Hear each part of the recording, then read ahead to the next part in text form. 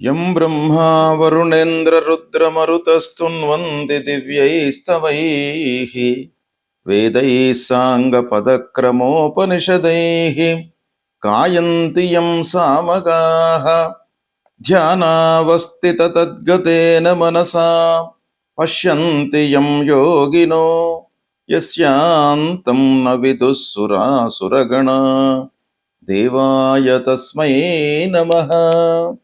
శ్రీ మహాగణాధిపతయే నమః. శ్రీ మహాసరస్వత్యై నమః. శ్రీ గురుభ్యో నమః. గురు గోచారము ఎలా ఉంది ఈ సంవత్సరము? ప్రధానంగా గురువు యొక్క సంచారము చాలా ప్రభావాన్ని చూపిస్తుంది జాతకుని పైన. అన్ని రంగాలలో అన్ని విధాలుగా గురువు యొక్క ప్రభావము ఉంటుంది కనుక గురువు యొక్క స్థానము ఏ స్థానంలో సంచరిస్తున్నాడు, మనకు ఏ రాశిలో ఉంటున్నాడు అనేటువంటిది చాలా మనకు అత్యంత ప్రధానమైనటువంటి అంశం. గురువు ముఖ్యంగా పూర్ణ శుభుడు, సంపూర్ణ శుభగ్రహము. కాబట్టి అలాంటి గురువు యొక్క సంచారము ద్వాదశ రాశుల వారికి ఎలా ఉంది అనే విషయాన్ని మనం తెలుసుకునే ముందు, ఈ సంవత్సరము గురువు రాశిత్రయ సంచారం చేస్తున్నాడు. అంటే 3 రాశులలో సంచరిస్తున్నాడు. జూన్ 2వ తారీఖు వరకు మిథున రాశిలో సంచరిస్తున్నాడు. తదనంతరం కర్కాటక రాశిలోకి ప్రవేశిస్తున్నాడు.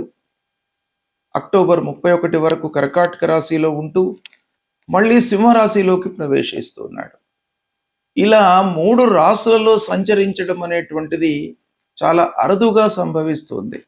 ప్రతి సంవత్సరం ఇలాంటిది జరగదు. అప్పుడప్పుడు 12 సంవత్సరాలకు ఒకమారు అలా జరిగే అవకాశాలు ఉంటాయి రాశిత్రయ సంచారం కనుక ఇది ప్రాధాన్యాన్ని సంతరించుకుంటున్నటువంటి సంచారం. అయితే ఈ సంవత్సరము గురువు 2 జూన్ 2026 రోజున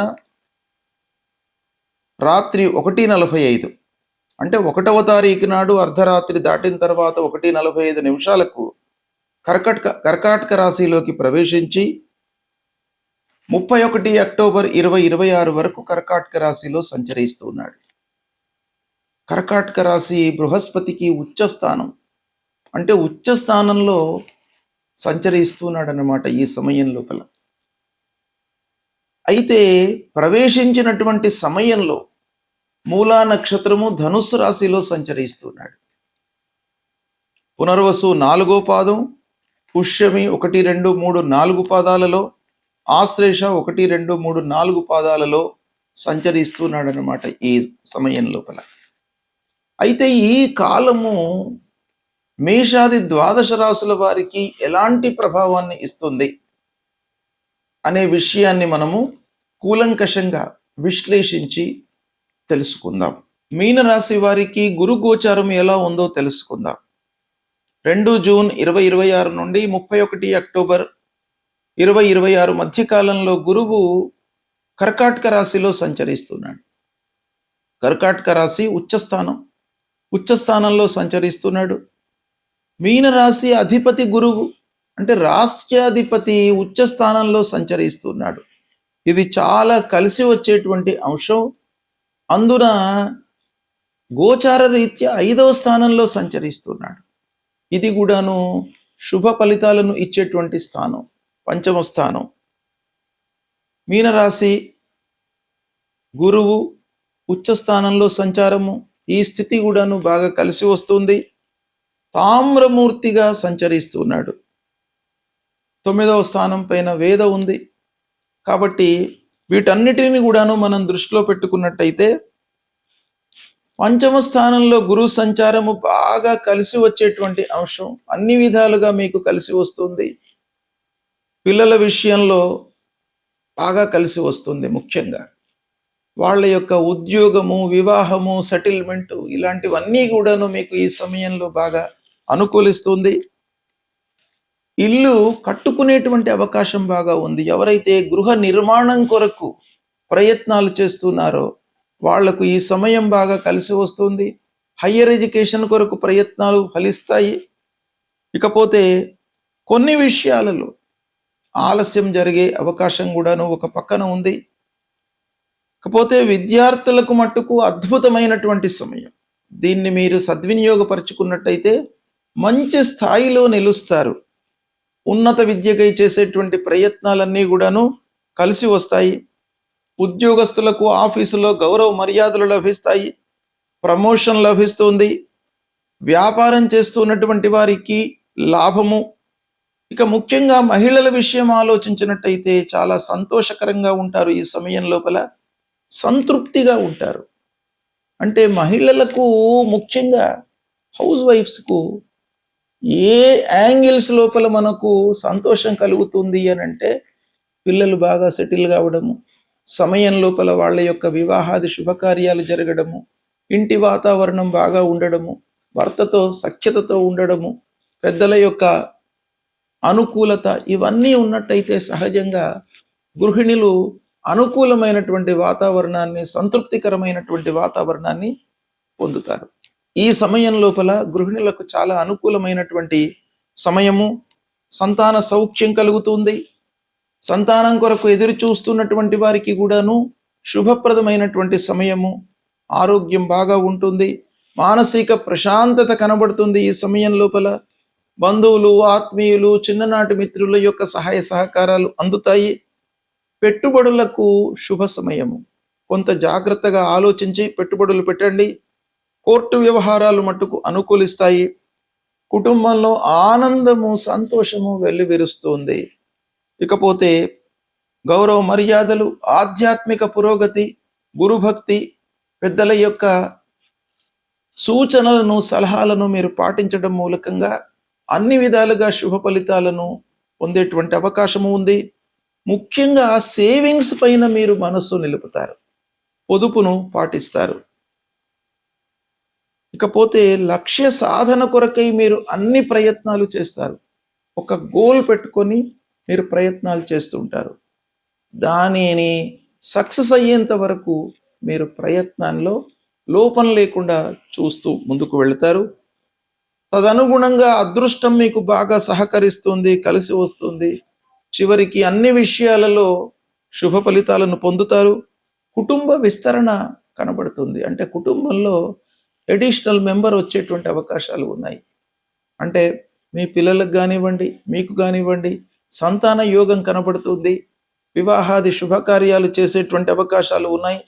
ఓవరాల్గా గురువు యొక్క స్థితి మూలకంగా, గురువు సంచారం మూలకంగా మీనరాశి వారికి ఈ సమయము బాగా కలిసి వస్తుంది.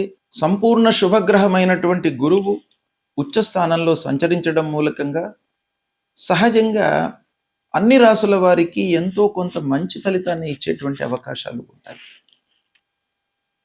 అయితే స్థాన బలం కూడాను, అంటే గోచార రీత్యా ఏ స్థానంలో ఉన్నాడు అనేటువంటిది కూడాను మనకు ప్రధానమైనటువంటి అంశం. అంతేకాకుండా ఆ గురువుకు, గురువు సంచరిస్తున్నటువంటి రాష్ట్రాధిపతికి, మనము జన్మించినటువంటి రాష్ట్రాధిపతికి ఎలాంటి సంబంధం ఉంది, మిత్రత్వం ఉందా, శత్రుత్వం ఉందా, సమత్వం ఉందా, ఈ విషయం కూడాను మనకు ఫలితం లోపల డామినేట్ చేస్తుంది. అంతేకాకుండా గురువు ప్రవేశమైనటువంటి సమయంలో చంద్రుడు ఉన్నటువంటి రాశి మూలకంగా మనకు కలిగేటువంటి మూర్తి నిర్ణయం, స్వర్ణమూర్తి, రజితమూర్తి, తామ్రమూర్తి, లోహమూర్తి, ఇలాంటి స్వభావము మనకు ఆ ప్రవేశ సమయం మూలకంగా కలుగుతుంది. తర్వాత గురువు ఏదైనా పాపగ్రహాల యొక్క వేద ఉందా, ఇవన్నీ కూడాను మనం లెక్కలోకి తీసుకొని పరిహారాలను మనం చేసుకోవాలి. అయితే గురువు ముఖ్యంగా పరిహారం ఏం చేసుకోవాలి గురువు ప్రతికూలంగా ఉన్నప్పుడు అనంటే, గురువు 2, 5, 7, 9, 11 స్థానాలలో సంచరిస్తున్నటువంటి సమయంలో శుభ ఫలితాలను ఇస్తాడు. స్థాన బలం బాగా ఉంటుంది ఈ స్థానాలలో సంచరిస్తున్నప్పుడు. ఇక మిగతా స్థానాలలో అంటే 1, 3, 4, 6, 8, 12, 10, 12 ఈ స్థానాలలో సంచరిస్తున్నప్పుడు ప్రతికూలమైనటువంటి ఫలితాలను ఇస్తాడు. అందులో 4వ స్థానము 1వ స్థానము కొంత మధ్యస్థంగా ఉంటుంది. వీటన్నిటిని కూడాను పరిగణించి మనం చూసినట్టయితే గురువుకు పరిహారం చేసుకోవాలి. దత్తాత్రేయ స్వామిని కొలవడము, గురువు యొక్క మూలమంత్రాన్ని పఠించడము. గురువు యొక్క మూలమంత్రము ఏంటి? దేవానాంచ ఋషీణాంచ గురుంకాంచన సన్నిభం వందనీయం త్రిలోకానాం తం నమామి బృహస్పతిం అనేటువంటి మూలమంత్రాన్ని ప్రతినిత్యం కూడాను చదువుకోండి. దక్షిణామూర్తి స్తోత్ర పారాయణం చేయండి.